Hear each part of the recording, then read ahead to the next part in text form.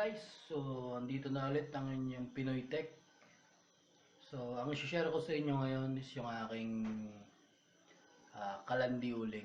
So ginagamitan ko siya ng inverter. So dati triac yung ginagamit ko controller sa kanya kasi yung aking fan is AC 220. So nung masira yun, sinubukan kong gamitan ng inverter. So gumana naman. Pasilip ko sa inyo. Tara.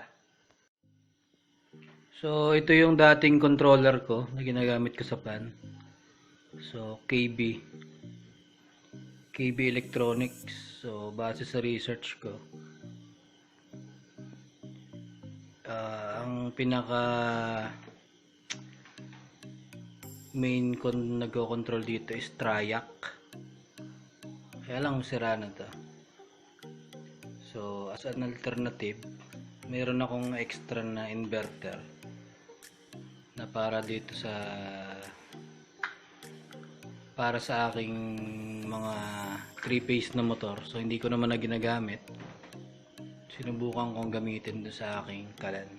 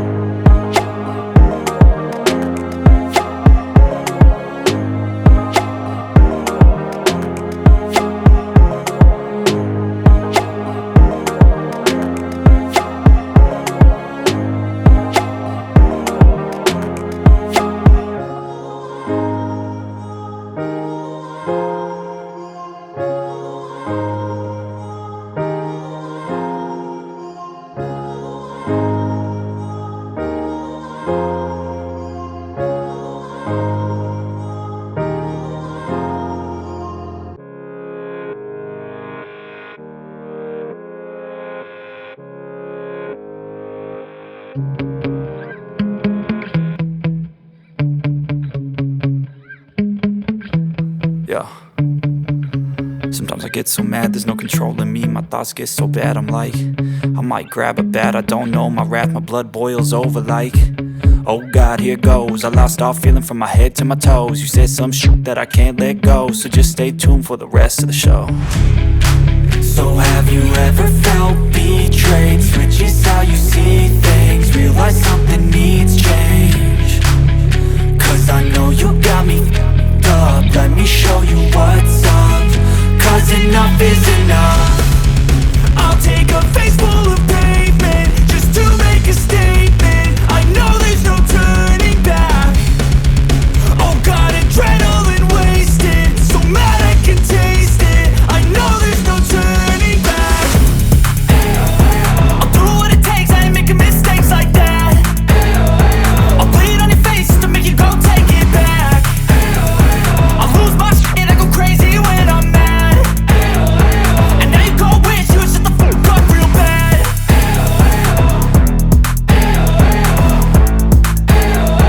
And now that I'm gone, yeah, I know there's no turning back.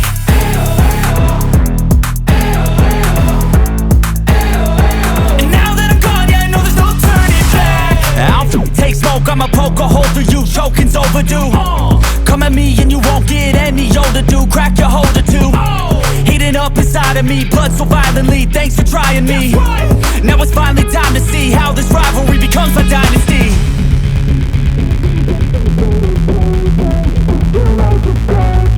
I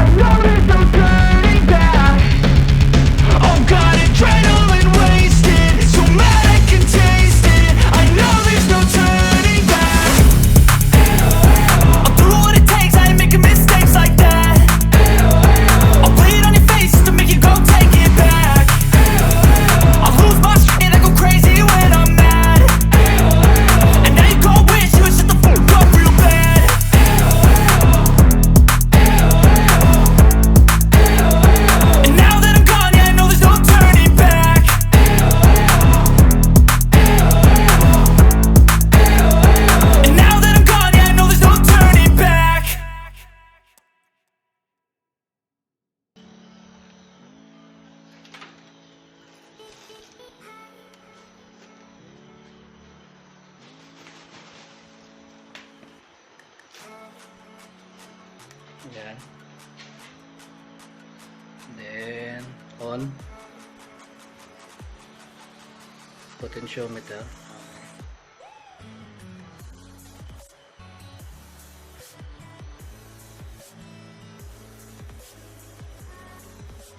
So, ngayon nakalagay dito is 14 Hertz. So, ito ang ikot niya.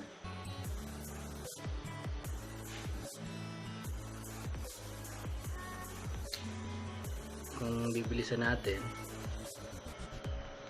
21. So, ayan. Ito na ang ikot niyan. So, medyo bumilis. Ayan. So, susunog na yung ating mga uling.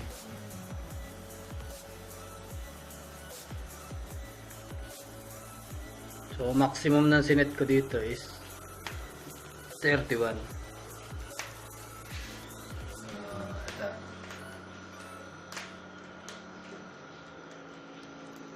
Nagsisimula na okay.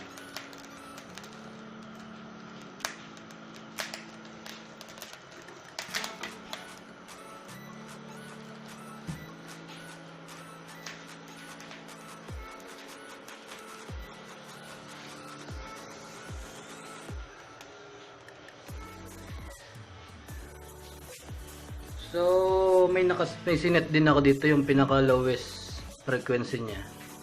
So, 9.1 Hz. Actually, 9.0 yan. So, hindi ka na kasi ma-accurate. So, ito lang yung ikot niya. So, maintaining siya. Ginagamit ko yan para hindi mamatay yung apoy na kalan. So, yun na yung pinakamahinang sinet ko.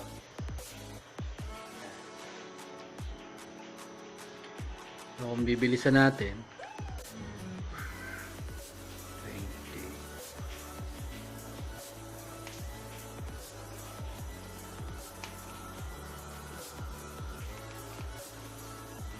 23. So,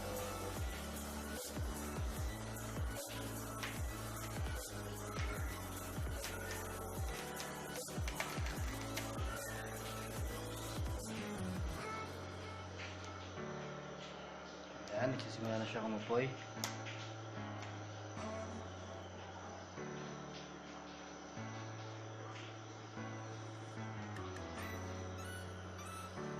So, kung babawasan naman natin, ayan, 10, okay, 9, okay, 10, 11. So, 11 Hz. So, ayan, kita nyo, medyo humina yung bumagal din yung ikot. So, napaka-smooth niya, napaka-smooth.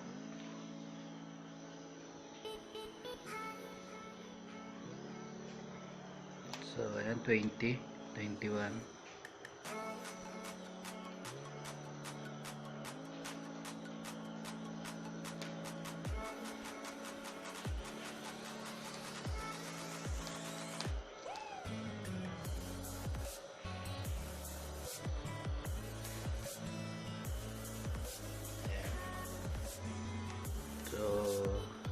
Lagyan natin sa max 30. So 30 lang talaga yung nilagay ko dito.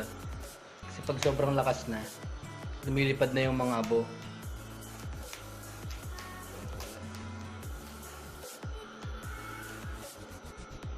The best itong magpapakulo ng mga baboy o galaga ng balatong o munggo. 31.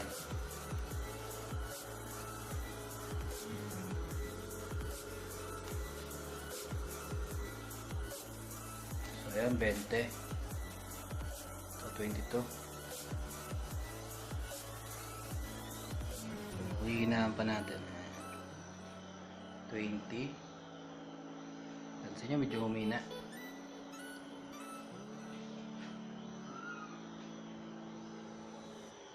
So, 14. So, 14 Hz. Ayan. So, napaka-smooth. So, hindi ko naman kayo ni-encourage na bumili ng inverter para lang sa kalan.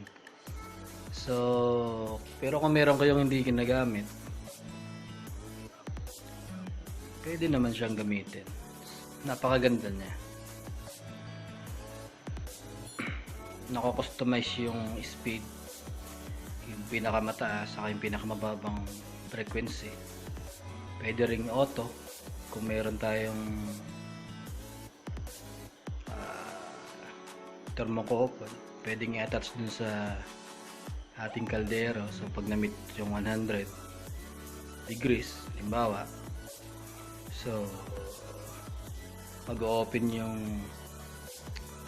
terminal doon. So bali i-trigger niya yung ating inverter na mag-stop o mag-set lang dun sa certain frequency o mas mababa. So bababa yung speed.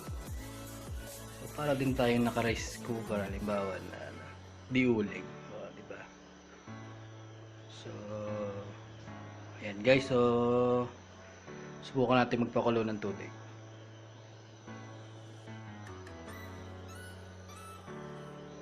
So isagad na natin.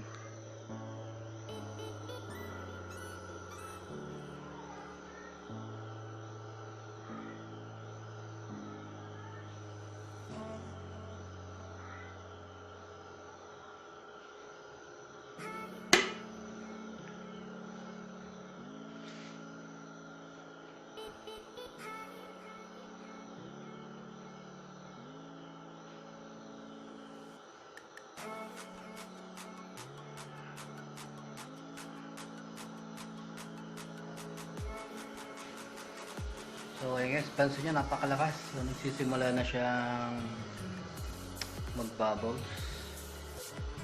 Ayan, naririnig diba? So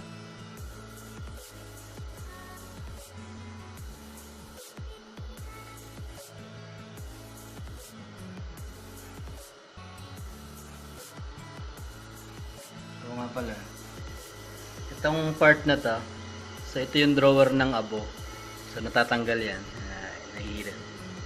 Then pwedeng itapon na yung abo. So ayan.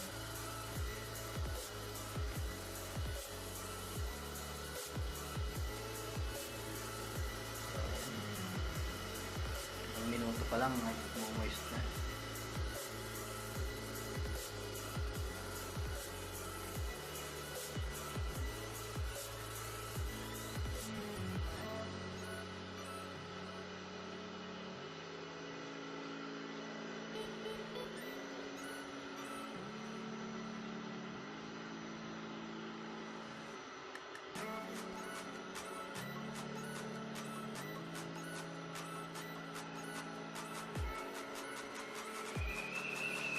So ayan guys, so ganyang ka-powerful yung ating KalanDe uling.